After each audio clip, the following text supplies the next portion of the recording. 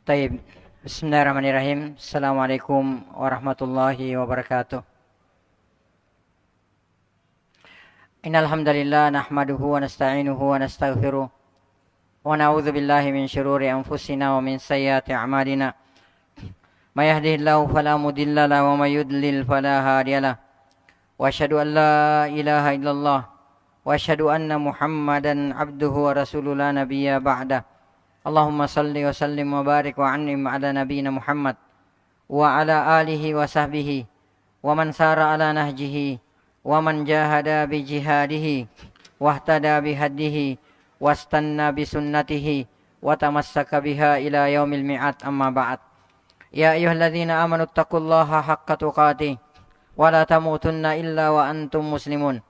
Ya ayyuhan nasu taqu rabbakumul ladzi khalaqakum min nafsin wahidah wa khalaqa minha zawjaha wa batha minhuma rijalan katsiran wa nisaa'a wattaqullaha alladzi tasaaluna bihi wal arham innallaha kana 'alaikum raqiba.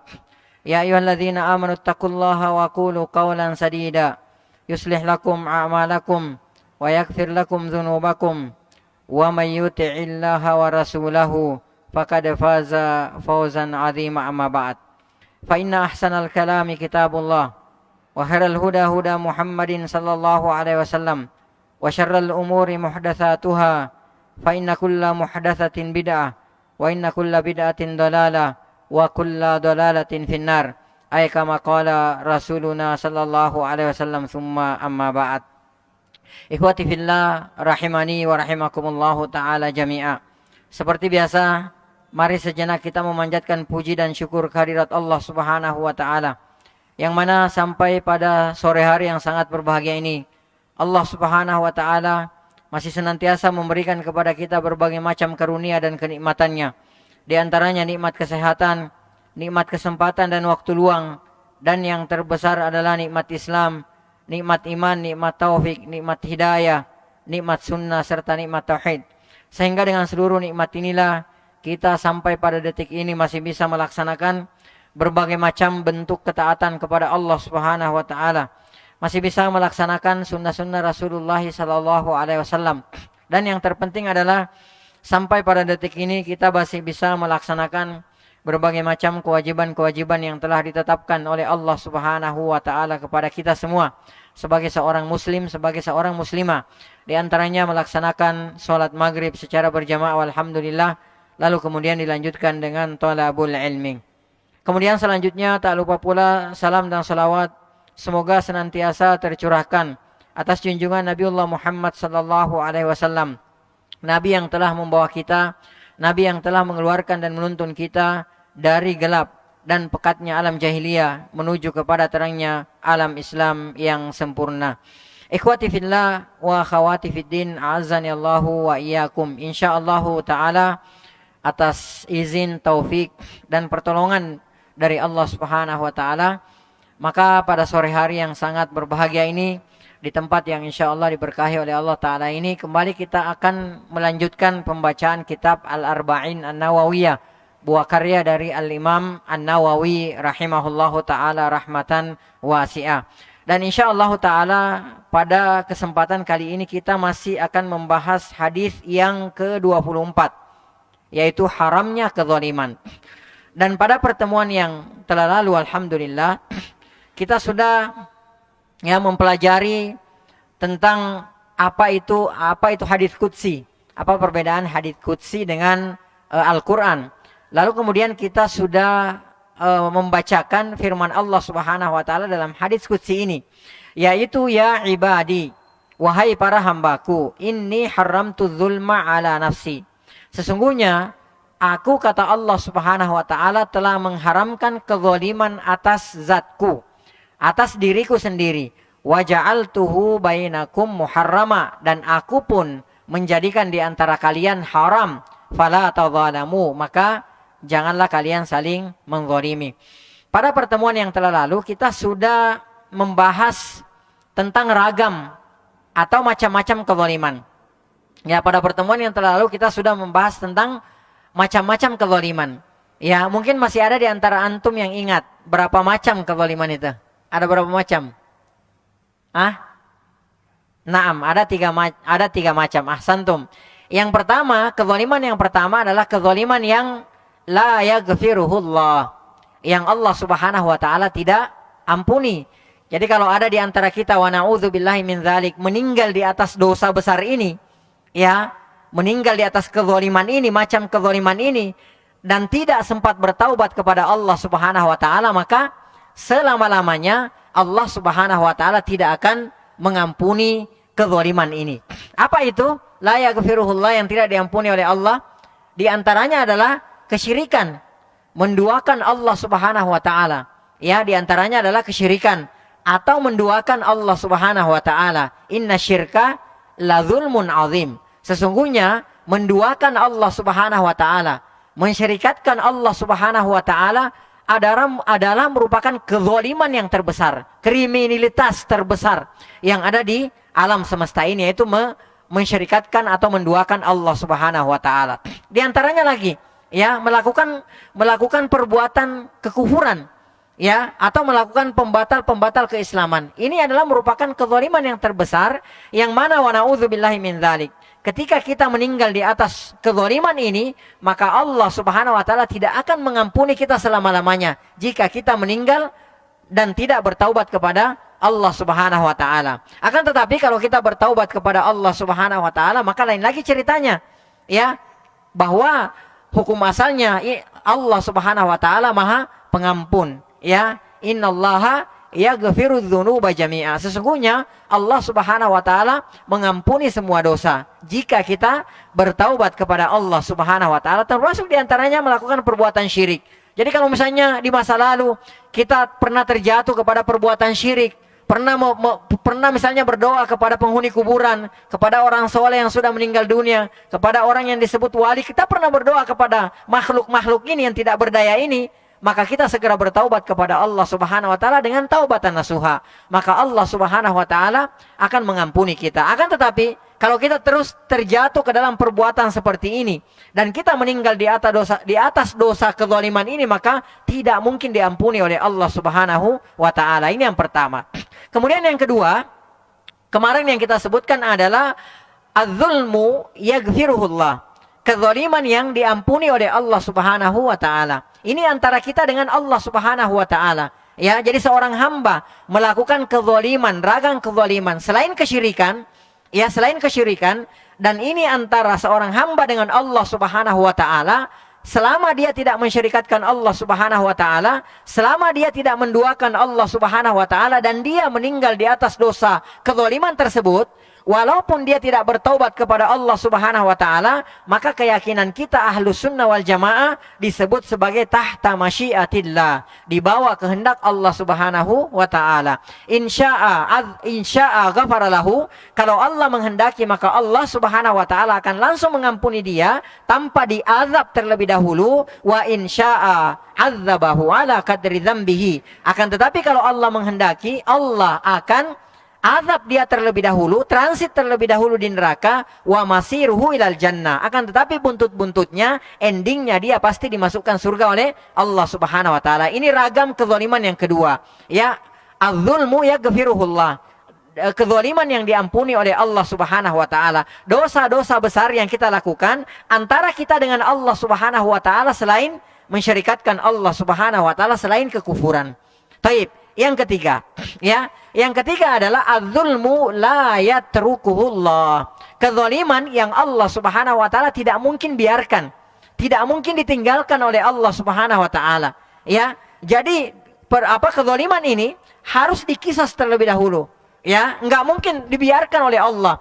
Kalau kata Rasulullah di hadis yang lain, ya, wa diwanun la yatrukuhullah, catatan yang tidak mungkin ditinggalkan oleh Allah Subhanahu wa taala, pasti ada kisosnya. Ya, walaupun kita sudah bertaubat kepada Allah Subhanahu wa taala dengan taubatan nasuha, akan tetapi kita belum meminta kehalalan kepada saudara kita tersebut, maka tetap ada kisosnya. Ya, zulmun la yatrukuhullah. Kezaliman macam yang ketiga adalah kezaliman yang Allah Subhanahu wa taala tidak akan mungkin biarkan. Apa itu? Kezaliman yang berhubungan dengan sesama manusia. Hati-hati. Ini panjang urusannya, ribet urusannya. Ya, jadi nggak serta-merta ya Allah, ini tuh betulan, saya bertaubat kepadamu sekarang ya Allah, astagfirullahaladzim gitu kan. Lalu kemudian kita belum meminta kehalalan kepada saudara yang sudah kita zalimi tersebut, maka jangan pernah berpikir bahwa Allah akan meninggalkan kezaliman ini. Ini kezaliman la yatrukuhullah, kezaliman yang tidak mungkin dibiarkan oleh Allah Subhanahu wa taala. Maka hendaklah kita bertakwa kepada Allah Subhanahu wa taala berkenaan dengan hak-hak sesama manusia. Taib. Ini tiga macam kezaliman. Lalu kemudian kezaliman yang berkenaan dengan sesama, ya, kezaliman yang berkenaan dengan sesama kita, sesama manusia, yang la yatrukullah, yang Allah Subhanahu wa taala tidak mungkin tinggalkan, sebagaimana yang dikatakan oleh Al-Imam Az-Zahabi rahimahullahu taala dalam kitab beliau Al-Kabair, ya. Beliau mengatakan wadzulmu ala salasati aqsam. Ini yang berkenaan dengan kita. Ya, kalau secara umum kezaliman itu terbagi di tiga. Saya ulangi lagi biar nggak lupa. Secara umum kezaliman itu terbagi tiga. Yang pertama, kezaliman apa tadi? Yang tidak diampuni oleh Allah Subhanahu wa taala. Yang kedua, kezaliman yang diampuni oleh Allah Subhanahu wa taala. Yang ketiga, kezaliman yang tidak dibiarkan oleh Allah Subhanahu wa taala. Nah, yang ketiga ini yang tidak dibiarkan oleh Allah berkenaan dengan sesama manusia, kata Al-Imam Az-Zahabi rahimahullahu taala, itu terbagi tiga lagi. Ya, terbagi tiga lagi. Antum bisa baca dalam kitab Al-Kabair, buah karya dari Al-Imam Az-Zahabi rahimahullahu taala rahmatan wasi'ah. Kata beliau, "Wadzulmu ala salasati aqsam." Ya, kezaliman yang berkenaan dengan sesama kita, sesama hamba, sesama manusia, itu terbagi menjadi tiga. Yang pertama, kalau kata beliau, ya, ahaduhuma aklul mali bil batil. Ya, ragam yang pertama, memakan harta manusia secara batil. Dan ini banyak terjadi di antara kita. Disadari atau tidak disadari, sengaja atau tidak sengaja, ini banyak yang terjadi di antara kita. Dan kalau antum baca Al-Kabair, ya, dosa-dosa besar, buah karya dari Al-Imam Az-Zahabi, ini dosa besar tersendiri lagi. Ya, aklul mali bil batil, memakan harta kita sesama kita dengan cara yang batil. Makanya dalam Al-Quran Allah Subhanahu wa taala mengingatkan kepada kita, wala ta'kulu amwalakum bainakum bil batil. Janganlah kalian di antara kalian saling memakan harta kalian dengan cara yang batil. Ini nggak boleh, haram. Ya, contoh misalnya yang paling jelas, merampok, begal, menipu, ya, kemudian transaksi ribawi. Ya, akan tetapi ada transaksi-transaksi yang terlihat seperti jual beli, orang ridho sama ridho, akan tetapi masuk dalam bab ini, aklul mali bil batil, memakan harta sesama dengan secara batil. Ada yang bisa ngasih contoh nggak? Ada yang bisa ngasih contoh? Contoh, si A sama si B. Si A menjual minuman keras, si B membeli minuman keras. Saya tanya sama antum, ya, si A menjual kepada si B. Ya, ini si B ridho nggak membayar minuman keras tersebut? Sangat ridho, orang dia sangat butuh kok, dia banyak duit, sangat ridho. Kalau kita tanya, pasti dia bilang 200% ridho saya beli khamar ini, minuman keras ini, minuman beralkohol ini. Ya, nah, akan tetapi masuk dalam ayat ini, wala ta'kulu amwalakum bil batil. Janganlah kalian memakan harta kalian di antara kalian dengan cara yang batil. Artinya si A menjual khamar kepada si B membayar kepada si A dengan ridho, akan tetapi si A ini termasuk dalam bab memakan harta manusia secara batil. Ya, contohnya lagi, ini banyak yang keserempet nih, tapi nggak apa-apa, ini hukum. Ya, kalau ada yang marah deh. Ya, contohnya misalnya jual beli rokok. Ya, jual beli rokok. Si A menjual rokok kepada si B. Ya, si A menjual rokok kepada si B. Si A menjual rokok kepada si B. Ini apa? Transaksi apa? Transaksi jual beli. Ridho nggak si B memberikan uangnya kepada si A? Ridho, karena ini adalah transaksi jual beli. Bahkan kadang-kadang ambil kembaliannya. Ya, nih 30.000. Harga berapa rokok? 20.000. Ah, murah, ambil kembaliannya, gitu kan? Ridho banget. Akan tetapi perhatikan, ini masuk dalam bab wala ta'kulu amwalakum bainakum bil batil. Karena kenapa? Menurut kesepakatan para ulama bahwa hukum rokok itu adalah apa? Haram.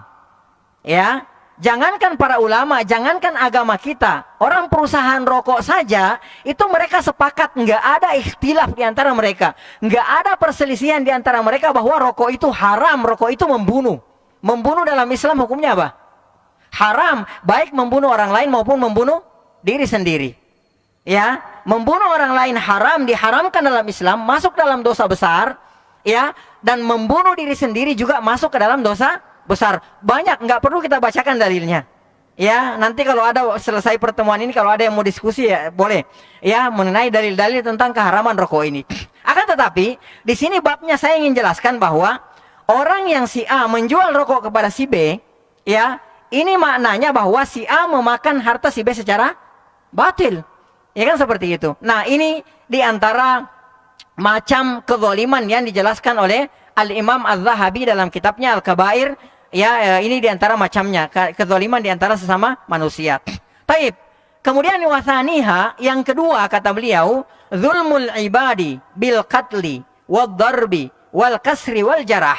Ya, menzalimi sesama manusia dengan cara apa? Dengan cara membunuh, dengan cara memukulnya, dengan cara memecahkan, mematahkan tulangnya, atau dengan cara melukainya. Ini macam yang kedua. Kalau macam yang pertama tadi apa?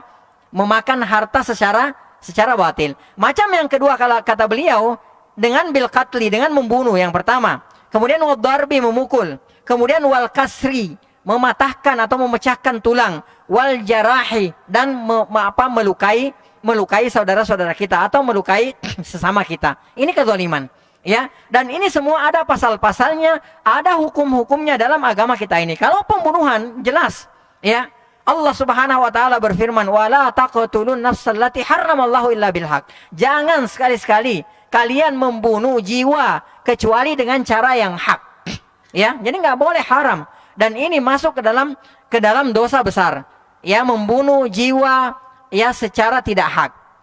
Ya, kemudian banyak dalil-dalilnya menjelaskan ini tentang membunuh jiwa. Kemudian wadarb, ya, memukul, dan ini juga jelas ini adalah bentuk kezaliman. Yang mana jika ada seseorang memukul seseorang, ya, seseorang memukul seseorang, maka jangan berharap bahwa dosa ini kelak akan ditinggalkan oleh Allah Subhanahu wa taala. Kelak akan dibiarkan oleh Allah Subhanahu wa taala. Kita memukul orang 20 tahun yang lalu, kita udah lupa. Ya, dan kita belum meminta maaf kepada orang yang sudah kita pukul tersebut. Maka jangan berharap bahwa Allah melupakan, meninggalkan, membiarkan dosa ini. Akan ditegakkan kisos. Dan pada pertemuan yang telah lalu, kita sudah jelaskan bahwa sampai kambing bertanduk, menanduk kambing yang tidak bertanduk, akan ditegakkan kisos baginya. Baru setelah itu dia dijadikan tanah. Ya, jadi hati-hati. Bahkan pada pertemuan yang telah lalu juga sudah kita bacakan perkataan Ibnu Abbas, laubaga jabalun ala jabal. Anda ini sebuah gunung menganiaya gunung yang lain, maka Allah Subhanahu wa taala akan menghancurkan gunung yang zalim ini. Ya, jadi Masya Allah. Jadi kita ada kisah Umar bin Khattab radhiyallahu taala anhu. Umar bin Khattab radhiyallahu taala anhu pernah, kalau nggak salah yang menceritakan ini Iyas, ya. Iyas bin Salamah radhiyallahu taala anhu, ya. Iyas bin Salamah itu berdiri di jalan, ya. Pada saat itu Umar bin Khattab yang menjadi khalifah. Umar biasa terkenal dengan tongkatnya, ya. Umar dengan tongkatnya itu terkenal. Dia sering bawa kemana-mana.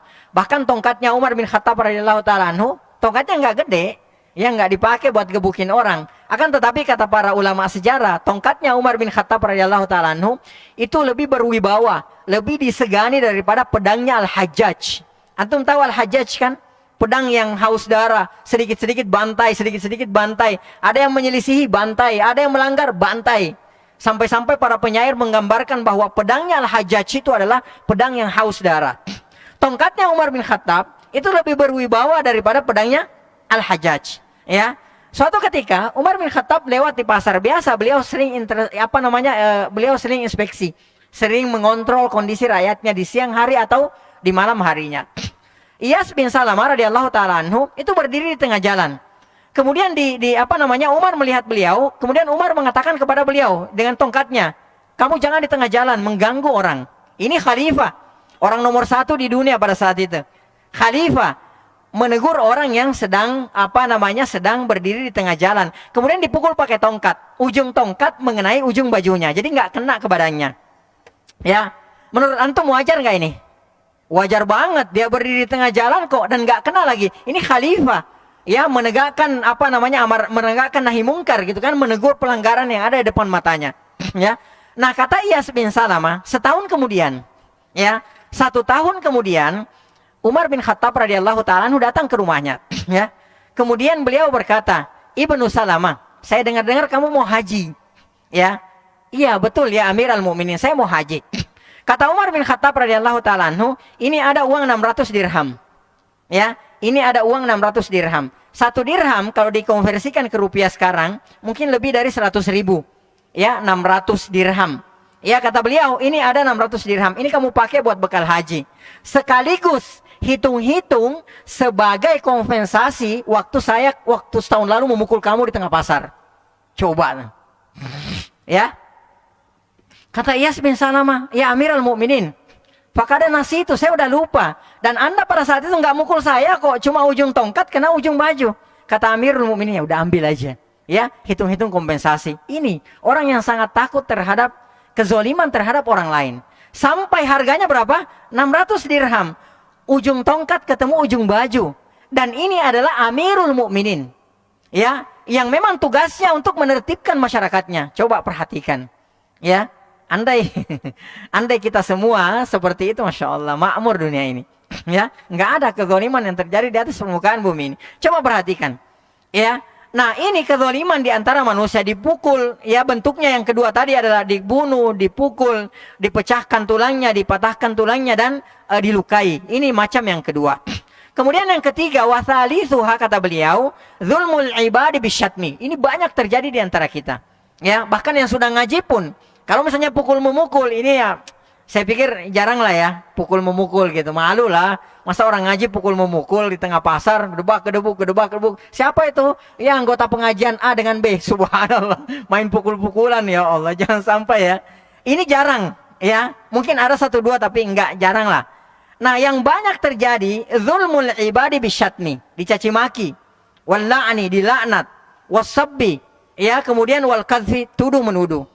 Ya, tuduh menuduh.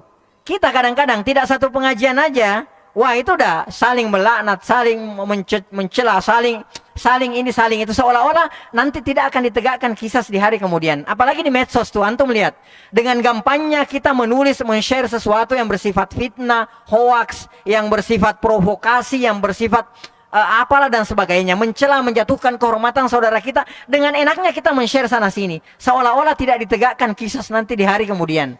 Ya, saya mengingatkan diri saya dan diri antum semua, hati-hati. Apalagi kalau yang sudah berkenaan dengan media sosial. Antum share satu berita yang menjatuhkan kehormatan saudara kita, apalagi kalau misalnya sudah sampai menjatuhkan kehormatan guru kita, hati-hati.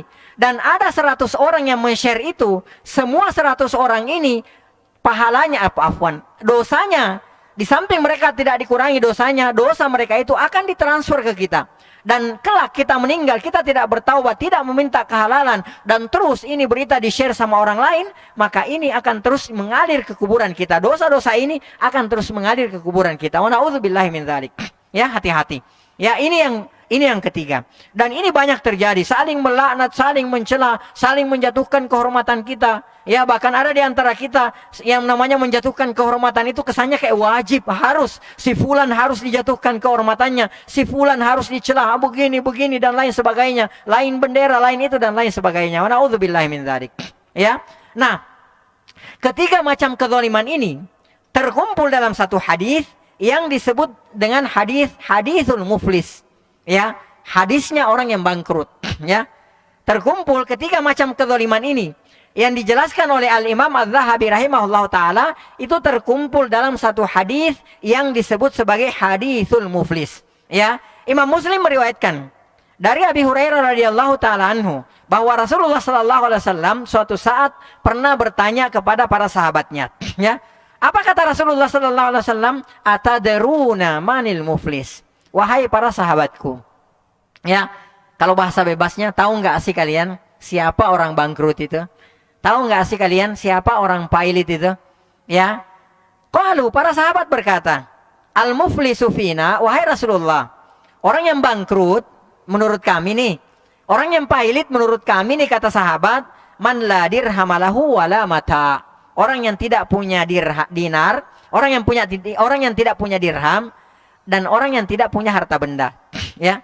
Di sini para sahabat mempergunakan kata dirham karena mata uang dirham itu lebih rendah daripada dinar. Ya, itu orang bangkrut. Jadi dia nggak punya satu dirham pun. Ya, jadi orang bangkrut itu menurut kami wahai Rasulullah, orang yang nggak punya satu dirham pun, nggak ada dirhamnya, wala mata, nggak ada harta bendanya. Mungkin kita kalau ditanya juga seperti itu ya. Ya, kalau bahasa bebasnya begini bro, kalau orang bangkrut itu gimana? Menurut ente gimana? Ya orang bangkrut nggak punya duit, nggak punya di kantongnya nggak ada duit gitu. Orang mungkin kadang-kadang masih punya 10.000, ini dia nggak punya duit sama sekali di kantongnya, dompetnya kering. Ya seperti itu. Kemudian dia hidupnya tidurnya di kolong jembatan di pinggir jalan. Dia nggak punya rumah, nggak punya apa-apa. Ini orang pailit, orang bangkrut. Ya, kata Rasulullah Sallallahu Alaihi Wasallam, Innal muflisa min ummati. Perhatikan, ya. Ini peringatan keras buat saya pribadi dan buat antum semua. Kata Rasulullah Sallallahu Alaihi Wasallam, Innal muflisa min ummati. Sesungguhnya orang yang bangkrut di kalangan umatku. Rasulullah nggak mengatakan Yahudi dan Nasrani, enggak. Ya, Rasulullah enggak katakan sesungguhnya orang bangkrut dari orang Yahudi dan Nasrani, enggak. Rasulullah katakan innal muflisa min ummati. Sesungguhnya orang yang bangkrut di kalangan para umatku, kata Rasulullah sallallahu alaihi wasallam, ya, man ya'ti yaumal qiyamah, yang datang pada hari kiamat, bi sholatin, dengan membawa pahala salatnya, wa siyamin, dengan membawa pahala puasanya, ya, wa zakatin, dan datang dengan membawa pahala zakatnya. Ini menandakan ya bahwa hamba ini yang muflis ini, yang bangkrut ini, ya, pahala salatnya, pahala puasanya dan pahala zakatnya ini menandakan diterima oleh Allah Subhanahu wa taala. Karena andai tidak diterima oleh Allah Subhanahu wa taala, Rasulullah enggak menyebutkan gitu loh. Ya, ini menandakan bahwa si hamba yang bangkrut ini dia banyak membawa pahala salat, puasa dan zakat, dan semua ini pahala ketiga ini diterima oleh Allah Subhanahu wa taala. Ya. Kata Rasulullah, man ya'ti yaumal qiyamah, yang datang pada hari kiamat bi sholatin wa siyamin wa zakah, dengan membawa pahala salat, dengan membawa pahala siam, pahala puasa, wa zakah, dan pahala zakatnya. Ini menandakan dia salat, dia puasa, dan dia berzakat. Ya. Kita di sini belum tentu semua berzakat ini. Benar enggak? Ya. Saya dan antum sama orang miskin. Ya, jadi enggak belum kena zakat gitu loh. Karena belum sampai satu haul, belum sampai satu nisab. Kadang-kadang udah satu nisab, mau satu haul, kepake lagi gitu. Ya kan, kepake lagi, enggak cukup lagi. Ini belum tentu. Kata Rasulullah, datang pada hari kiamat dengan membawa pahala salat, puasa dan zakat, ya. Taib, kata Rasulullah, akan tetapi sayang sekali, wayati wa qad syatama hadza, akan tetapi sayang sekali, dia datang dengan pahalanya yang banyak itu, pahala salat, puasa, zakatnya, ya, wa qad syatama hadza, dia juga datang dengan membawa dosa mencaci maki si fulan. Ya, ternyata di samping dia rajin puasa, rajin salat, rajin zakat, mulutnya juga rajin caci maki orang. Subhanallah. Ya, subhanallah, wa na'udzubillahi min dzalik. Ya, bahkan kalau antum pernah dengar ada orang yang cerita kepada Rasulullah SAW, ya Rasulullah, inna fulana tusalli bil lail. Ya Rasulullah, itu si fulana, itu masya Allah, sholat malam dia. Akan tetapi pada siang harinya dia menyakiti tetangganya dengan lisannya. Kata Rasulullah SAW, la khaira fiha, dia nggak ada kebaikannya. Hiya finnar, dia di neraka. Ya, jadi hati-hati. Bayangkan kita udah capek-capek nih. Capek puasa, capek sholat, ya, capek capek zakat, ya, dan kita juga hobi caci maki saudara-saudara kita, ya, kita celah menjatuhkan kehormatan saudara kita. Wa kadza fahaza, dia juga menuduh si ini, ya, dia tuduh orang, si fulan begini, padahal si fulan tidak seperti itu. Dia tuduh orang dengan tuduhan-tuduhan yang si fulan tersebut tidak pernah lakukan. Wa akala mala hadza, dia juga memakan hartanya si ini, ya, wasafa kadama hadza, dia juga menumpahkan darahnya si ini. Jadi hati-hati, terutama permasalahan darah. Ya, ini 3 perkara yang sangat diingatkan oleh Rasulullah sallallahu alaihi wasallam. Hati-hati, ya, hati-hati dengan 3. Yang pertama apa? Darah kaum muslimin. Yang kedua apa? Harta kaum muslimin. Yang ketiga apa? Kehormatan kaum muslimin. Hati-hati, jangan dipandang remeh yang tiga ini. Jangan sedikit-sedikit tumpahkan darahnya. Jangan, nggak boleh. Hati-hati. Ini ada hitungannya di hadapan Allah Subhanahu wa taala. Ingat, kata Rasulullah SAW, yang pertama kali, ya awwalu ma yuqda bainan nas, yang pertama kali diadili di antara manusia apa? Permasalahan darah. Ya, permasalahan darah. Yang pertama kali dihisap apa? Salat. Akan tetapi yang pertama kali diadili apa? Permasalahan darah, perkara darah. Hati-hati. Ini tiga diingatkan oleh Rasulullah SAW. Ya, inna dima'akum wa amwalakum, ya, wa irdikum wa irda, kama kala Rasulullah. Dan sesungguhnya darah kalian, kemudian harta kalian dan kehormatan kalian haram di antara kalian. Ya, ini perlu diperhatikan. Udah masuk waktu ya? Belum. Taib. Nanti diingatin aja ya. Taib, kata Rasulullah, kadzafa hadza wa akala ma hadza wa safaka dama hadza wa daraba hadza. Dia memukul si ini. Ya. Taib, kata Rasulullah sallallahu alaihi wasallam, fayu'ta hadza min hasanatihi. Maka diberikanlah ya kebaikannya kepada si ini. Wa hadza min hasanatihi, dan ini dari kebaikannya. Ya. Fa in faniyat hasanatuhu qabla ayyuqdama alai. Jika ternyata ya pahalanya sudah habis, ya pahalanya, apalagi kalau yang nggak punya pahala, ya sudah nggak ada pahalanya, rajin caci maki orang lagi, rajin nuduh orang, rajin pukul orang lagi, subhanallah wa na'udzubillahi min dzalik. Ini orang bangkrut 10 kali nih. Ya, kata Rasulullah, kalau sudah dikasih ke ini pahalanya, dikasih ke ini pahalanya, dikasih ke ini pahalanya, bagi-bagi pahala, ya transfer ke ini, transfer ke ini, transfer ke ini, saldonya nol. Ya, saldonya nol. Apa yang dilakukan? Kata Rasulullah SAW, ukhidha min hatayahum faturihat alaihi. Maka kesalahannya ini, dosanya ini, yang sudah dia caci, yang sudah dia tuduh, yang sudah dia bunuh, yang sudah dia dalilkan darahnya, diambil semuanya, faturihat alaihi, kemudian dipikulkan kepada orang yang menzalimi tersebut, thumma turiha finnar, kemudian dicampakkan masuk ke dalam neraka jahanam. Wa na'udzubillahi min dzalik. Ya. Jadi tentu kita semua tidak mau menjadi orang-orang yang bangkrut, orang-orang yang pailit. Maka dari sekarang kita harus menahan diri kita, ya. Jangan sampai menzalimi orang lain, sekecil apapun kezaliman tersebut. Karena kenapa? Semua nanti pasti akan dikisas oleh Allah Subhanahu wa taala. Diwanun la yatrukuhullah, catatan yang tidak mungkin ditinggalkan oleh Allah Subhanahu wa taala. Zulmun la yatrukuhullah, kezaliman yang tidak mungkin dibiarkan ditinggalkan oleh Allah Subhanahu wa taala, ya. Maka hendaklah kita takut terhadap seluruh bentuk kezaliman, terutama kezaliman yang berhubungan dengan sesama manusia, agar kelak di akhirat kita tidak termasuk orang yang pailit akibat kezaliman yang kita lakukan terhadap sesama manusia. Oleh karenanya, Imam Muslim meriwayatkan dari Abi Hurairah radhiyallahu taala anhu, Rasulullah sallallahu alaihi wasallam bersabda, ya, "Man kanat indahu madlamatun li akhihi." Barang siapa yang pernah menzalimi saudaranya, ya, barang siapa yang dia pernah melakukan kezaliman kepada saudaranya, min irdihi, kata Rasulullah, ya, dari kehormatannya, berbentuk kehormatan, au min syai'in, atau apapun itu, ya, hartanya, kehormatannya, darahnya, atau apapun itu, intinya dia pernah menzalimi saudaranya, ya. Apa kata Rasulullah sallallahu alaihi wasallam? Falyatahallalhu minhu al-yaum. Hendaklah dia minta kehalalannya pada hari ini. Ya. Sekarang ini kita ingat-ingat. Ya, udah yang kita ingat-ingat aja. Siapa yang pernah kita sakiti? Siapa yang kita pernah ambil hartanya? Ya, saya pernah ambil uangnya 1.000. Ah, udahlah biarin aja. Hati-hati, 1.000 ini nilainya berat. Boleh jadi pahala sholat antum yang diambil untuk menebus 1.000 rupiah ini. Ya. Kata Rasulullah, "Falyatahallalhu minhu al-yaum." Ini alhamdulillah kita masih diberikan kesempatan oleh Allah mendengarkan nasihat-nasihat seperti ini. Kata Rasulullah, "Falyatahallalhu minhu al-yaum." Hendaklah dia meminta kehalalannya pada hari ini. Qabla alla yakuna dinarun wala dirham. Sebelum datang satu hari, enggak ada lagi artinya itu dinar dan dirham. Enggak ada lagi itu rupiah. Enggak ada lagi itu aset. Enggak ada lagi mobil mewah, rumah mewah. Enggak ada lagi itu semua. Ya.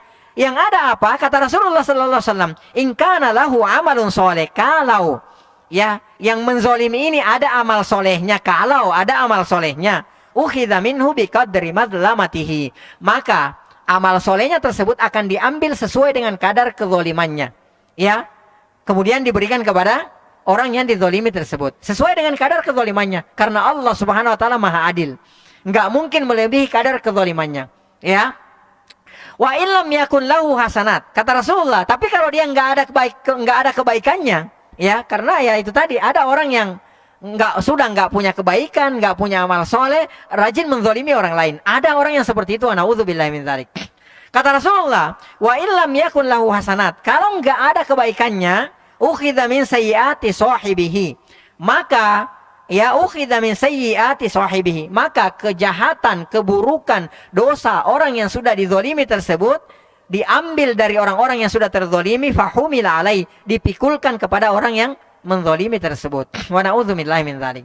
Ya, oleh karenanya Bapak-bapak sekalian yang semoga dirahmati oleh Allah Subhanahu wa taala, Sufyan Ats-Tsauri rahimahullahu taala, beliau pernah berkata, la antalqallaha taala, ya, anda ini kalian bisa bertemu Allah Subhanahu wa taala bisa ba'ina dzamban fi ma bainaka wa bainahu, ya, yang mana dosa tersebut kalian bertemu dengan Allah Subhanahu wa taala dengan membawa 70 dosa yang berkenaan dengan engkau dengan Allah Subhanahu wa taala.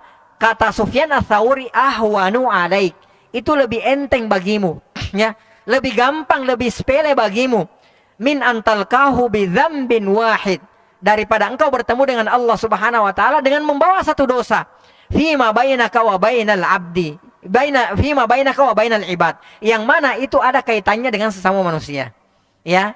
Jadi kata Sufyan Ats-Tsauri rahimahullah taala, kita bertemu Allah dengan membawa 70 dosa yang ada hubungannya dengan Allah, antara kita dengan Allah Subhanahu wa taala. Kata Sufyan Ats-Tsauri, ahwanu alaik, itu lebih enteng, lebih ringan bagimu daripada engkau bertemu Allah Subhanahu wa taala dengan membawa satu dosa, yang mana satu dosa itu berkaitan dengan kita sesama manusia. Ya, subhanallah, berat ya. Ya. Kata beliau rahimahullah taala, li'anna Allah taala, karena sesungguhnya Allah Subhanahu wa taala qad yaghfiru laka, ya, karena sesungguhnya Allah Subhanahu wa taala boleh jadi langsung mengampuni dosa engkau. Fahuwal ghafurur rahim, karena kenapa? Asalnya ya, kalau dosa yang berhubungan dengan kita dengan Allah Subhanahu wa taala selain syirik, ya, selain syirik, asalnya adalah Allah Subhanahu wa taala Maha Pengampun. Itu kaidahnya. Ya, itu kaidahnya. Jadi saya ulangi lagi. Asalnya bahwa dosa yang berkenaan dengan kita dengan Allah Subhanahu wa taala selain syirik, ya, selain syirik, selain kekufuran, asalnya Allah Subhanahu wa taala Maha Pengampun. Itu tadi kembali ke konsepnya Ahlus Sunnah wal Jamaah. Wa in syaa ghafara lahu, kalau Allah Subhanahu wa taala menghendaki ghafara lahu, Allah boleh jadi langsung akan mengampuni dosa kita. Wa in syaa adzabahu ala qadri dzambi, kalau Allah menghendaki boleh jadi enggak langsung diampuni tapi diazab terlebih dahulu sesuai dengan kadar dosanya. Wa masiruhu ilal jannah, akan tetapi buntut-buntutnya dia pasti akan masuk ke dalam surga. Ya, jadi ini hukum asalnya. Hukum asalnya kalau dosa kita antara kita dengan Allah Subhanahu wa taala, maka Allah Subhanahu wa taala Maha Pengampun selain mensyarikatkan Allah Subhanahu wa taala. Amman nas, adapun yang berhubungan dengan manusia, kata beliau, fala budda ayyastaruddu huquqahum minka. Adapun yang berhubungan dengan manusia, hukum asalnya harus dikembalikan haknya, baru diampuni oleh Allah Subhanahu wa taala. Ya. Jadi kalau misalnya kita meninggal, wa na'udzubillahi min dzalik, dalam keadaan kita masih ada utang 2.000 rupiah kepada si fulan misalnya, ya sudah, hukum asalnya Allah tidak mungkin ampuni sebelum si fulan tersebut mengambil haknya dari kita. Ya, seperti itu. Udah masuk waktu, Ustaz? Belum ya? 4 menit lagi. Taib, ya. Jadi ini hati-hati. Ya, jadi jangan sampai, bukan berarti ikhwas sekalian, bukan berarti kita meremehkan dosa ya antara kita dengan Allah Subhanahu wa taala. Ya, akan tetapi ini menunjukkan bahwa betapa besar ya nilai kezaliman yang berhubungan dengan sesama manusia. Ya, sampai-sampai la yatrukuhullah, tidak dibiarkan oleh Allah Subhanahu wa taala. Oleh karenanya Rasulullah sallallahu alaihi wasallam mengingatkan kepada kita agar menjauhi segala bentuk kezaliman, karena kezaliman itu adalah kegelapan-kegelapan pada hari kemudian. Ya, Imam Muslim meriwayatkan dari Jabir bahwa Rasulullah sallallahu alaihi wasallam bersabda, ikhwas sekalian, ini permasalahan kezaliman ini panjang lebar kita jelaskan. Ini lebih panjang daripada pembahasan-pembahasan lainnya dalam hadis ini. Karena kenapa? Muaranya kita menuntut ilmu, ya kita datang ke sini nih capek-capek, saya datang ke sini, antum datang ke sini, kita belajar nih, muaranya dalam rangka supaya kita terbebas dari kezaliman. Ya, ini tujuannya kita menuntut ilmu. Nah, kalau kita menuntut ilmu, lalu kemudian kita sudah terbebas dari berbagai macam bentuk kezaliman, keuntungan yang sangat besar. Dan ini tidak diberikan kepada semua orang. Kenapa banyak orang melakukan kezaliman? Yang pertama, boleh jadi karena dia tidak mengetahui bahwa apa yang dia lakukan itu kezaliman. Ya. Yang kedua, kenapa dia melakukan kezaliman? Boleh jadi dia sudah mengetahui itu kezaliman, akan tetapi, dan ini akan kita bahas, boleh jadi dia tidak diberikan taufik oleh Allah Subhanahu wa taala untuk menjauhi kezaliman. Ya. Nah, ini kita bahas panjang lebar masalah kezaliman ini karena kita menuntut ilmu, kita datang ke sini, ya, mempelajari ilmu dalam rangka muaranya agar supaya kita semua terbebas dari segala macam bentuk kezaliman. Dan kezaliman yang terbesar adalah, ya, dan yang kebaikan yang terbesar adalah apa? Kebaikan ketika kita terbebas dari kezaliman yang terbesar, yaitu kezaliman, ya, apa? Kezaliman dalam bentuk mensyirikatkan Allah Subhanahu wa taala. Imam Muslim meriwayatkan dari Jabir radhiyallahu taala anhu, Rasulullah sallallahu alaihi wasallam bersabda, "Ittaqu adz-dzulma." Ya, takutlah kalian terhadap kezaliman. Ya, ittaqu adz-dzulma, takutlah kalian terhadap kezaliman. Fa inna dzulma, kata Rasulullah sallallahu alaihi wasallam, karena sesungguhnya kezaliman itu dzulumatun yaumal kiamat. Ya, adalah merupakan zulumat, kegelapan-kegelapan pada hari kemudian. Perhatikan, Rasulullah di awal hadis mengatakan ittaqu adz-dzulma. Beliau mempergunakan kata tunggal, mufrad, kalau dalam bahasa Arab. Takutlah kalian akan satu kezaliman. Kata Rasulullah, fa inna dzulma, karena sesungguhnya satu kezaliman, zulumatun, adalah merupakan kegelapan-kegelapan. Jadi satu kezaliman bisa membuahkan kegelapan-kegelapan pada hari kemudian. Ya, jadi berat yang namanya kezaliman. Apalagi kalau yang berhubungan dengan manusia. Kata Rasulullah, ittaqudz dzulma, takutlah satu kezaliman. Fa inna dzulma, karena satu kezaliman, zulumatun yaumal qiyamah, adalah merupakan kegelapan-kegelapan pada hari kemudian. Ya. Taib. Dan hendaklah kita takut dari perkara menzalimi orang lain. Karena doa orang yang terzalimi pasti akan dikabulkan oleh Allah Subhanahu wa taala. Ya. Perhatikan ikhwas sekalian. Ya.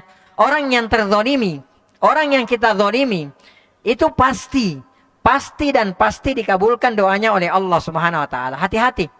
Ya. Jadi kalau ada orang yang kita zalimi dengan kezaliman apapun itu, lalu kemudian dia mendoakan keburukan atas kita, dia mendoakan kita kepada Allah dengan doa keburukan, maka Allah Subhanahu wa taala pasti akan mengabulkan permohonannya tersebut.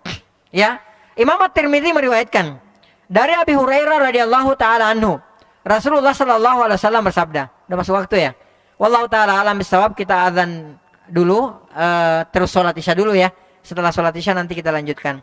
Tayyib, naktatim bihadza, naktafi bihadzal qadar wa naktatim bi subhanakallahumma bihamdik nasyhadu an la ilaha illa anta nastaghfiruka wa natubu ilaik. Assalamualaikum warahmatullahi wabarakatuh. Allahu akbar, Allahu akbar. Allahu akbar, Allahu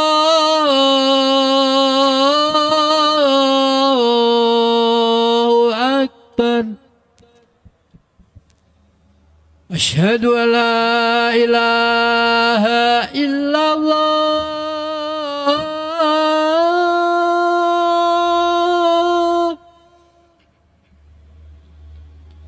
Asyhadu an la ilaha illallah.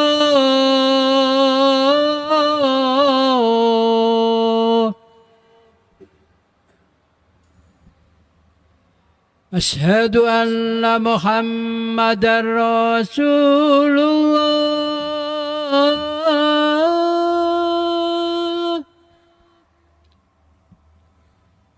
Asyhadu anna Muhammadar Rasulullah.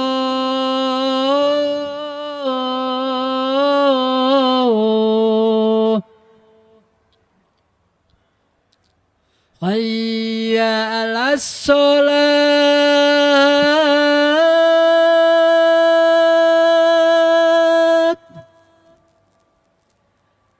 حي على الصلاة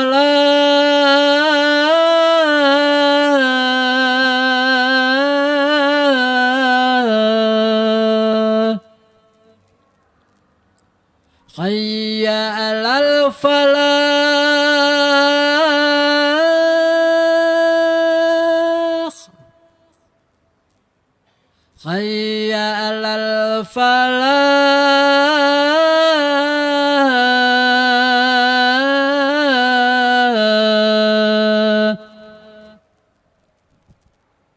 الله أكبر الله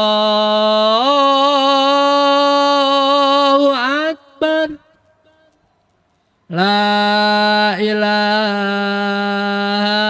إلا الله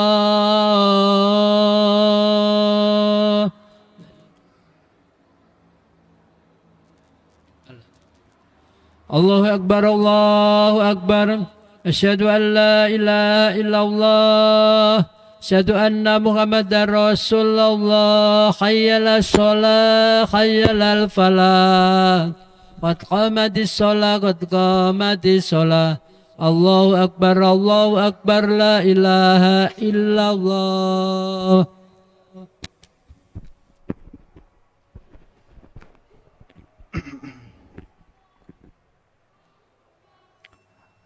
Istau wa'tadilu wa aqimu sufufakum.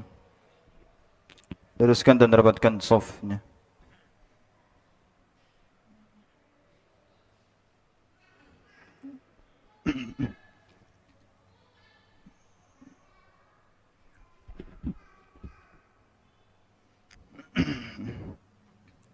Allahu Akbar.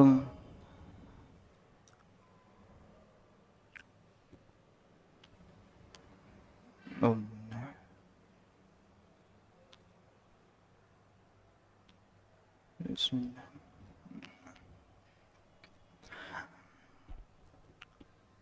الحمد لله رب العالمين الرحمن الرحيم مالك يوم الدين إياك نعبد وإياك نستعين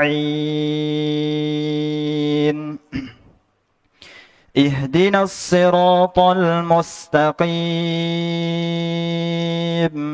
صراط الذين أنعمت عليهم غير المغضوب عليهم ولا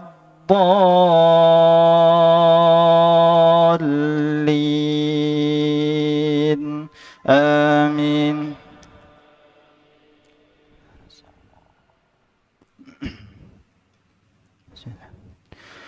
ولقد أرسلنا من قبلك رسلا إلى قومهم فجاءوهم بالبينات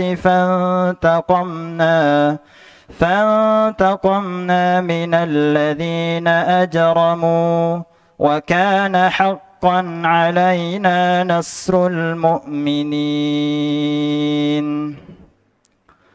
وكان حقا علينا نصر المؤمنين. الله الذي يرسل الرياح فتثير سحابا فيبسطه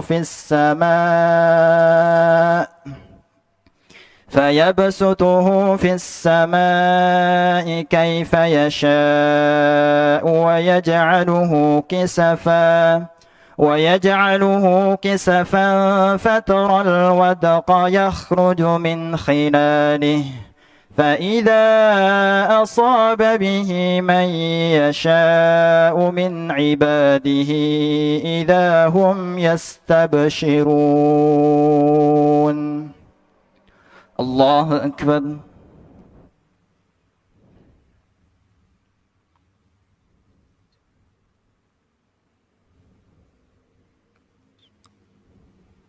سمع الله لمن حمده.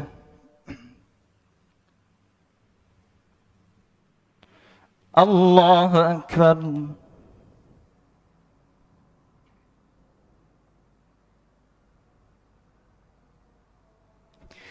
الله أكبر.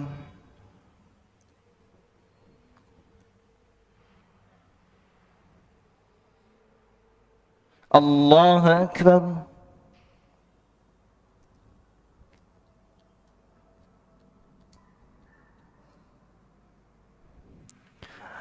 الله أكبر.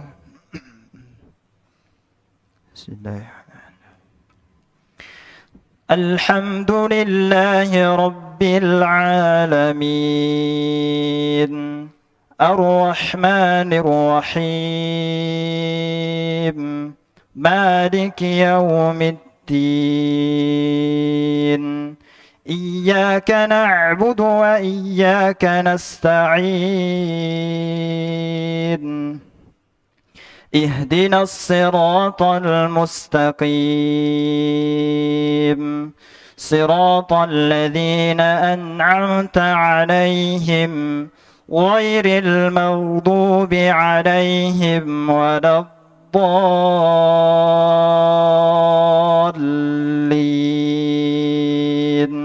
آمين.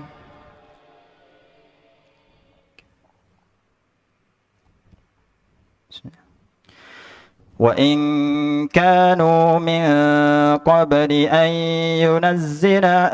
ينزل عليهم من قبله لمبلسين فانظر إلى آثار رحمة الله كيف يحيي الأرض بعد موتها إن ذلك لمحيي الموتى وهو على كل شيء قدير ولئن أرسلنا ريحا فرأوه مصفرا لظلوا من بعده يكفرون. الله أكبر.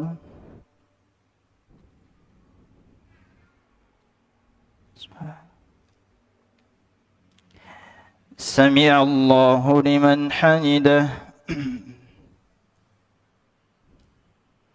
الله أكبر.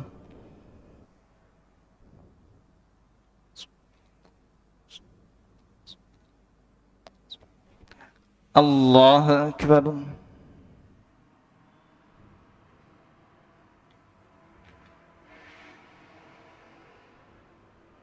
الله أكبر.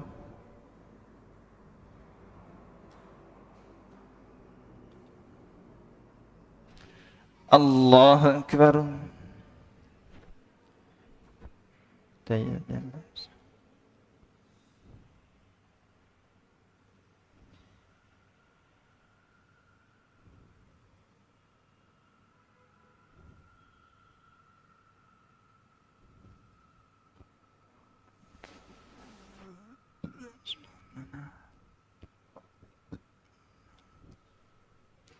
الله أكبر. بسم الله. الحمد لله رب العالمين. إليك يا رب. استعين الناس. سيقال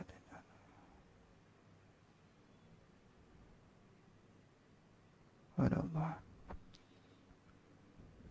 الله أكبر.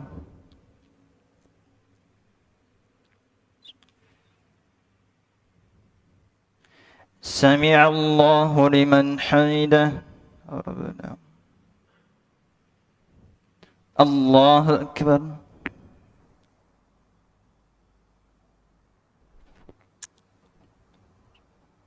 الله أكبر.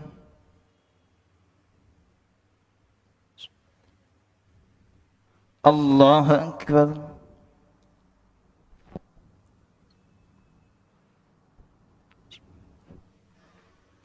الله أكبر. بسم الله. الحمد لله يا رب. إليك يا رب. استعين الناس.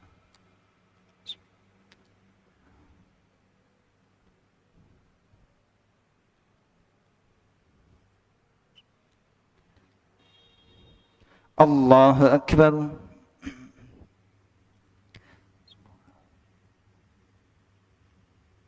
سمع الله لمن حمده. الله أكبر.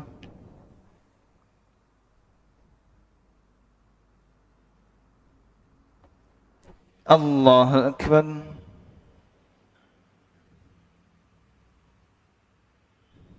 الله أكبر.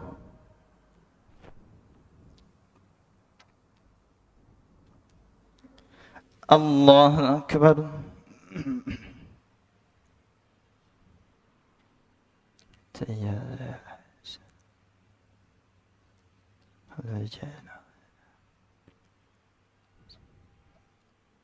أشهد أن لا إله إلا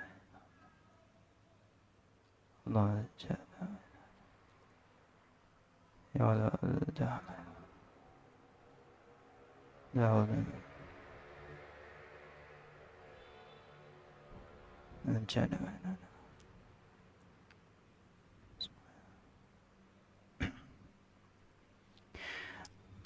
السلام عليكم ورحمة الله. السلام عليكم ورحمة الله. استغفر الله العظيم. استغفر الله.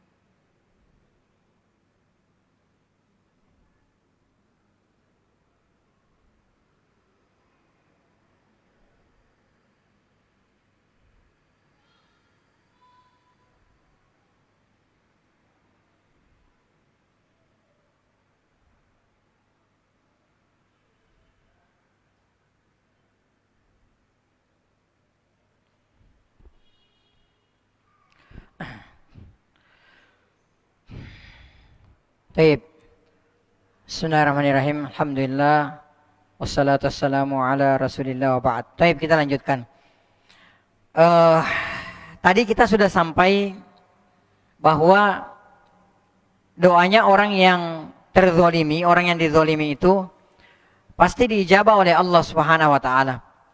Rasulullah sallallahu alaihi wasallam pernah bersabda dalam hadis yang diriwayatkan oleh Imam At-Tirmidzi dari Abi Hurairah radhiyallahu taala anhu, Rasulullah sallallahu alaihi wasallam bersabda, "Salasu da'awat mustajabat la syakka fihinna." Ada 3 doa kata Rasulullah sallallahu alaihi wasallam yang pasti diijabah, tidak diragukan, pasti diijabah oleh Allah Subhanahu wa taala. Ini janji Rasulullah sallallahu alaihi wasallam. Jadi kalau kita nih makin sering kita dizalimi sama orang lain, maka peluang doa kita diijabah oleh Allah Subhanahu wa taala itu semakin besar. Ya, makanya kalau kita dizalimi oleh orang lain, ya kita bersabar saja. Ya, kita bersabar saja, kita berihtisab mengharapkan pahala dari Allah Subhanahu wa taala, lalu kemudian kita banyak-banyak berdoa, bukan mendoakan keburukan terhadap orang yang menzalimi kita, walaupun boleh sesuai dengan kadar kezalimannya, akan tetapi lebih bagus kita meminta kepada Allah Subhanahu wa taala kebaikan untuk diri kita sendiri. Ya, kata Rasulullah SAW, salasu da'awat mustajabat. Ada 3 doa yang pasti diijabah oleh Allah Subhanahu wa taala, la syakka fihinna, tidak diragukan. Ya, yang pertama kata Rasulullah sallallahu alaihi wasallam, da'watul mazlum. Di antaranya kata Rasulullah sallallahu alaihi wasallam adalah da'watul mazlum. Doanya orang yang terzalimi. Ya, ini pasti diijabah oleh Allah Subhanahu wa taala. Jadi hati-hati. Kalau orang yang terzalimi itu berucap, ya, saya doakan mudah-mudahan kamu yang menzalimi saya tidak melihat kebaikan, ya, tidak melihat kebaikan di dunia dan tidak melihat kebaikan di akhirat, hati-hati. Kalau sudah sampai terucap perkataan seperti ini dari orang yang dizalimi. Karena kenapa? Doa mereka, orang yang terzalimi itu diijabah oleh Allah Subhanahu wa taala. Bahkan ikhwah sekalian, doa pelaku maksiat dan doa orang kafir sekalipun yang terzalimi itu pasti diijabah oleh Allah Subhanahu wa taala. Ya, kadang-kadang kan kita berpikir begini, ah udahlah, dia kan Yahudi ini, ya, dia kan Nasrani ini, dia kan orang kafir ini, ya udahlah kita ambil aja hartanya. Udah kita tipu aja dia, kapan lagi nipu orang kafir gitu. Ya, hati-hati. Kalau dia terzalimi, orang kafir nih misalnya, pelaku maksiat, ya udahlah biarin dia pelaku maksiat ini, udah kita zalimi aja, biarin aja. Atau bahkan sampai orang kafir, kita berprinsip begini, udah orang kafir kita zalimi aja, gitu kan? Hati-hati. Doanya pelaku maksiat, doanya orang yang kafir sekalipun, kalau dia dalam kondisi terzalimi, doanya diijabah oleh Allah Subhanahu wa taala. Dalilnya mana? Imam Ahmad dan Ibnu Abi Syaibah meriwayatkan dari Abi Hurairah radhiyallahu taala anhu, Rasulullah sallallahu alaihi wasallam bersabda, "Da'watul mazlumi mustajabah wa in kana fajira." Doanya orang yang terzalimi mustajabah, diijabah oleh Allah Subhanahu wa taala, wa in kana fajira. Walaupun dia adalah seorang tukang maksiat, pelaku dosa, ya dia adalah seorang yang fajir, yang kerjanya dosa, dosa dan dosa, melakukan maksiat, maksiat dan maksiat. Akan tetapi kondisinya, posisinya, dia dizalimi dan dia berdoa kepada Allah Subhanahu wa taala, doanya diijabah oleh Allah Subhanahu wa taala. Bahkan Imam Ahmad juga meriwayatkan dari Anas radhiyallahu taala anhu, Rasulullah sallallahu alaihi wasallam bersabda, "Ittaqu da'watal mazlum wa in kana kafira." Ya, kata Rasulullah sallallahu alaihi wasallam, takutlah kalian terhadap doanya orang yang terzalimi, wa in kana kafira, walaupun orang yang terzalimi tersebut adalah orang kafir. Ya, fa innahu laisa dunaha hijab. Karena tidak ada hijab, doanya itu tidak ada hijab antara doanya dengan Allah Subhanahu wa taala. Pasti diijabah oleh Allah Subhanahu wa taala. Ya, jadi sungguh orang yang terzalimi tidak ada pembatas antara ia dengan Allah Subhanahu wa taala. Ketika ia meminta doa keburukan untuk yang menzaliminya, maka Allah Subhanahu wa taala pasti mengijabah doanya, cepat atau lambat, langsung ataupun tidak langsung. Ya. Bukan karena Allah menyayangi orang kafir, bukan karena Allah mencintai orang kafir, bukan karena Allah memperhatikan orang kafir, akan tetapi karena Allah Subhanahu wa taala, ya, membenci kezaliman dan Allah Subhanahu wa taala mencintai keadilan. Ini rumusnya di sini. Ya.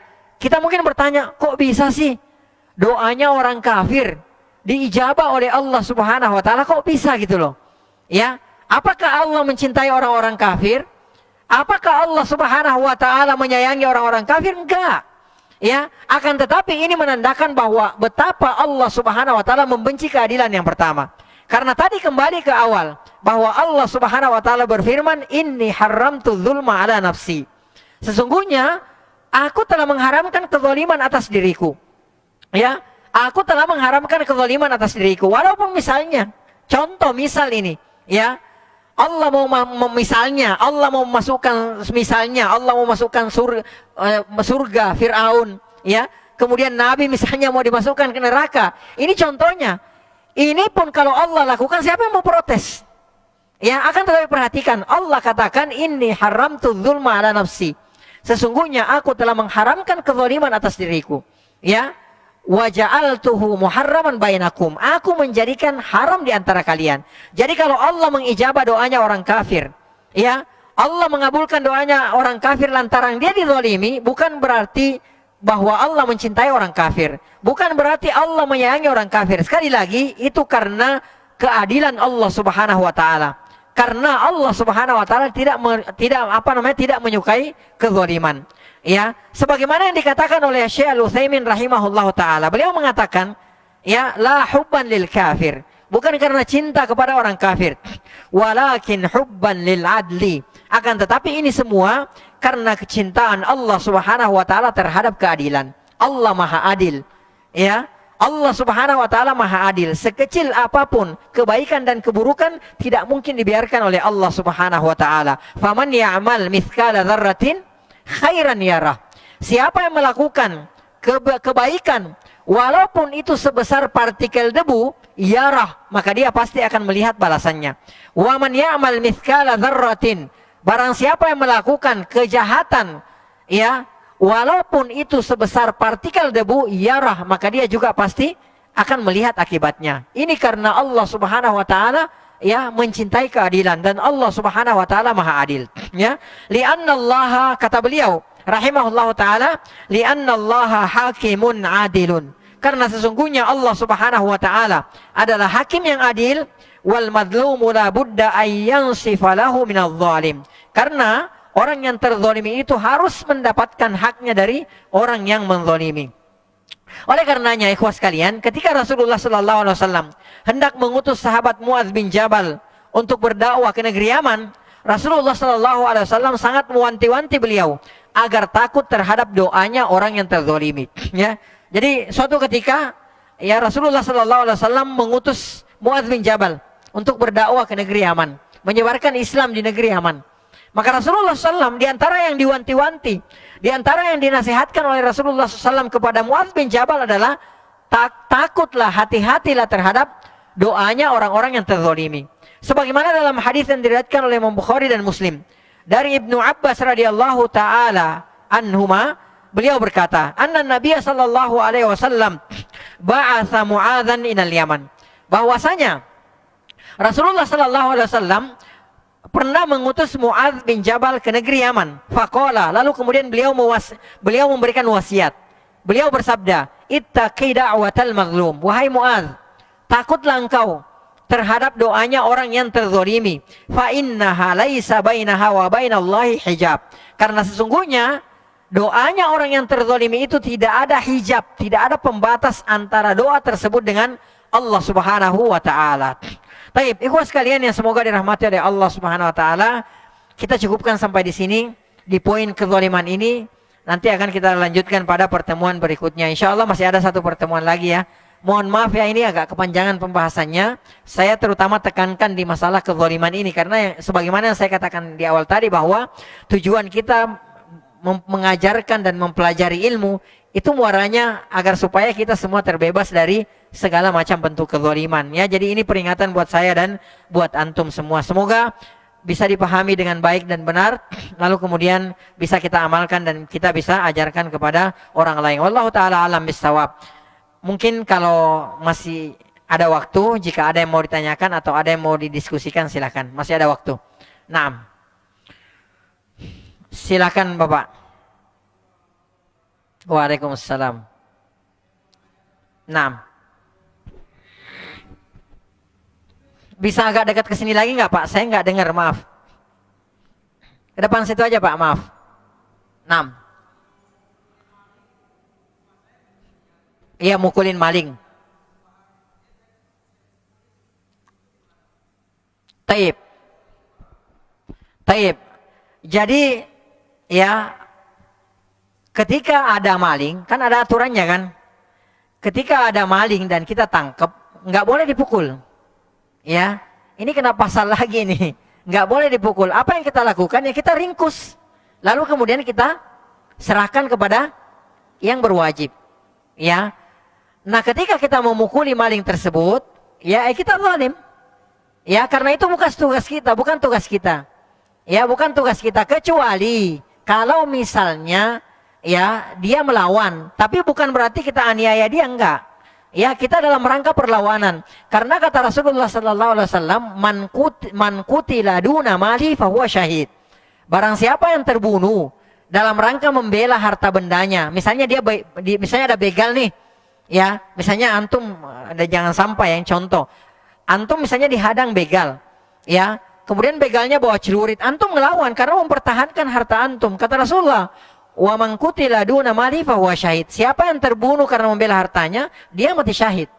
Ya, jadi ini yang harus kita lakukan, kita bela diri, tapi bukan berarti si malingnya sudah tidak berdaya lalu kemudian kita gebukin, kita pukul.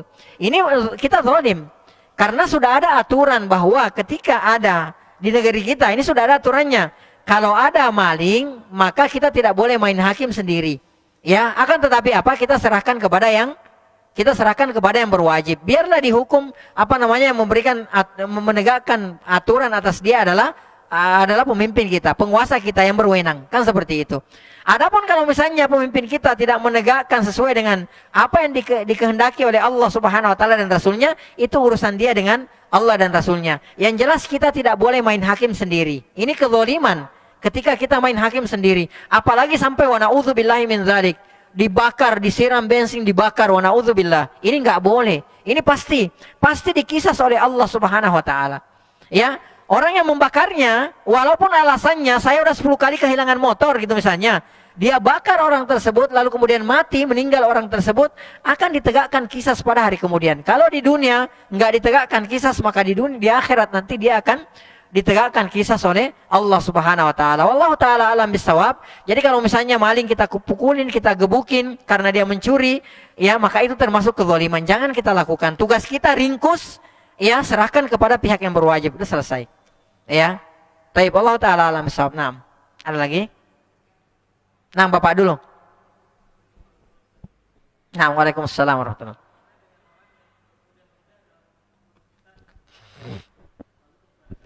Bermudah-mudah menuduh zalim. Naam.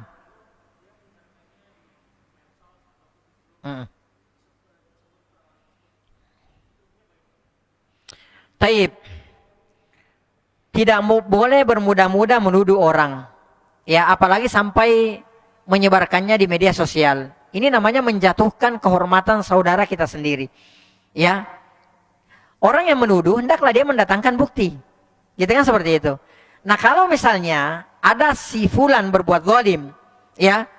Si A berbuat zalim, si B menuduh si A berbuat zalim, maka si B hendaklah mendatangkan bukti bahwa si A itu adalah pelaku kezaliman, melakukan kezaliman.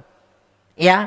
Nah, kalau misalnya ternyata betul-betul si A ini melakukan kezaliman, ya, betul-betul terbukti melakukan kezaliman, ya, lalu kemudian dia menyebarkannya itu dalam rangka untuk menjaga saudara-saudara yang lain dari kezalimannya, maka insyaallah taala ini tidak mengapa. Tapi proporsional. Ya, proporsional. Akan tetapi kalau ternyata tidak terbukti dan dia menyebarkannya kemana-mana, maka selama itu pula dia akan mendapatkan dosa. Si ini share, si ini share, si ini share, si ini share, dan ternyata ini tuduhan tidak terbukti, maka dia akan mendapatkan dosa dari dosa jariah namanya. Dosanya terus mengalir. Siapapun yang men-share, dia akan mendapatkan dosa, dan yang menyebarkan berita ini juga akan mendapatkan dosa dari yang menyebarkan. Ya, seperti itu. Ya, jadi hati-hati. Ya, jadi jangan gampang, walaupun kita melihat bahwa dia itu zalim, akan tetapi kita tidak bisa tegakkan hujah bahwa dia itu adalah orang yang zalim, sebaiknya kita jangan share-share. Kecuali misalnya kalau sekali lagi untuk mengingatkan saudara kita terbukti dan untuk mengingatkan saudara kita. Banyak orang yang ditipu, si fulan ditipu. Jangan sampai ada jatuh korban lagi, maka dia share agar supaya orang waspada dari orang ini. Tapi harus terbukti, ya. Wallahu taala alam bisawab. Kalau tidak terbukti, maka dia termasuk zalim dan akan dimintai pertanggungjawaban di hadapan Allah Subhanahu wa taala, akan ditegakkan kisah baginya. Wallahu taala alam shawab. 6, satu lagi. 6, silakan Pak.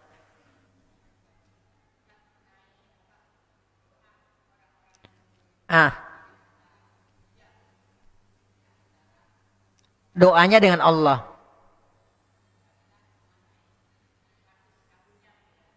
Kenapa Bapak? Pasti terkabulnya.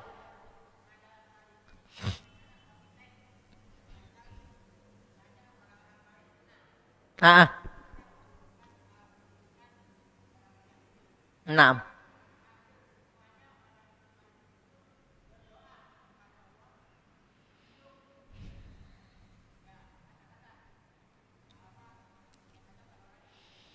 Taib. Pertanyaannya apa?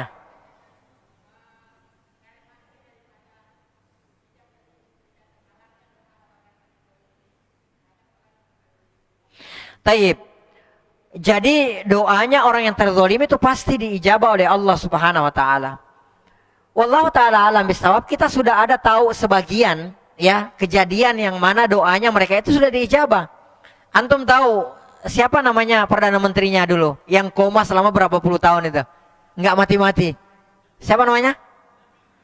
Iya pokoknya gitu deh, saya lupa namanya. Pokoknya kalau tidak salah, manusia itu kalau nggak salah orang itu sampai bertahun-tahun koma nggak mati-mati. Ya, antum tahu Kemal siapa? Iya, itu sampai sekarang menurut saya juga belum pernah ke sana ya. Menurut orang yang ke sana, itu setiap kali masuk di tempat itu tercium aroma yang sangat busuk di sekitar kuburannya itu. Ya, dan nggak bisa dikuburkan. Ditolak sama bumi. Ya, subhanallah. Allah akan buktikan cepat atau lambat. Ya, mungkin bukan hari ini tapi besok, kita nggak tahu. Ya, yang jelas kata Rasulullah SAW bahwa di antara dosa yang tidak ditangguhkan oleh Allah Subhanahu wa taala hukumannya tanpa mengurangi azabnya nanti di akhirat adalah apa? Kezaliman. Hati-hati. Ya, ini di antara dosa yang tidak ditangguhkan. Kalau dosa banyak, ada dosa-dosa yang disimpan-simpan oleh Allah, ntar lo di akhirat ntar. Ada banyak dosa-dosa seperti itu. Akan tetapi zalim ini kata Rasulullah, ini termasuk dosa yang nggak ditangguhkan ya hukumannya oleh Allah Subhanahu wa taala. Di samping itu nggak ngefek sama nanti di akhirat. Jadi mentang-mentang saya udah dapatkan di dunia, nanti agak ngurang-ngurangin di akhirat, enggak. Ya kata Rasulullah, mayudakhiru juga tetap disimpankan nanti di akhirat. Jadi hati-hati. Nah, mereka kita nggak tahu. Ya, berita yang sampai kepada kita mungkin sepotong-sepotong. Boleh jadi ya secara personal orang-orang Yahudi, ya saya nggak katakan Israel, karena Israel itu adalah nama lain dari Nabi Yakub alaihi salatu wassalam. Ya, Israel itu bahasa Ibrani. Isra artinya hamba, il artinya Allah. Jadi nama lain dari Nabi Yakub. Maka saya tidak pernah mau mengatakan Israel. Enak banget mereka disebut Israel. Ya, mereka itu Yahudi, laknatullahi alaihim. Mereka adalah orang Yahudi yang dilaknat oleh Allah Subhanahu wa taala. Saya nggak mau sebut kata Israel, karena kata Israel itu adalah nama lain dari Nabi Yakub alaihi salatu wassalam. Israel adalah bahasa Ibrani. Isra artinya hamba, il artinya Allah. Jadi hamba Allah, nama lain dari Nabi Yakub. Orang Yahudi alaihim laknatullahi jami'an, kita nggak tahu. Boleh jadi tentaranya sudah ada yang merasakan azab esoknya setelah dia mendapatkan doa dari mereka, kita nggak tahu. Ya, akan tetapi kehancurannya sudah secara total juga sudah dijanjikan oleh Allah Subhanahu wa taala. Wallahu taala alam bisawab. Kita nggak tahu. Kita nggak lihat, tapi sudah ada bukti-bukti diperlihatkan kepada kita. Yang saya ceritakan tadi, Perdana Menterinya itu koma, disiksa, diazab oleh Allah Subhanahu wa taala bertahun-tahun tidak mati. Coba, sakaratul maut, kita tahulah, sakaratul maut itu diantara gambarannya seperti misalnya kita ditebas pedang ya 300 kali, atau misalnya ada pohon berduri ya, dahan berduri yang kemudian dimasukkan ke dalam sutra yang basah, kemudian diputar-putar baru diangkat. Itu sekejap itu, sakitnya luar biasa. Gimana kalau bertahun-tahun? Dan itu dialami oleh Perdana Menteri Israel yang sudah mati selama bertahun-tahun, diazab oleh Allah Subhanahu wa taala akibat kezalimannya, ya, dan akibat doa daripada orang-orang yang terzalimi. Wallahu taala alam bisawab. Cepat atau lambat orang yang terzalimi minta doa kepada Allah Subhanahu wa taala, cepat atau lambat diijabah oleh Allah Subhanahu wa taala. Ini hanya permasalahan waktu saja. Ya, Allah taala alam bisawab. Kita cukupkan sampai di sini.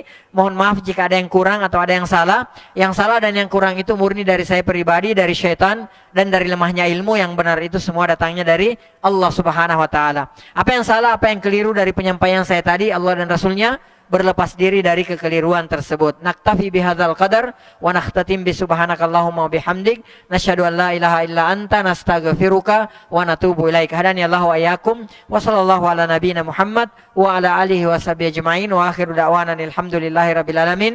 Tsumma assalamu alaikum warahmatullahi wabarakatuh.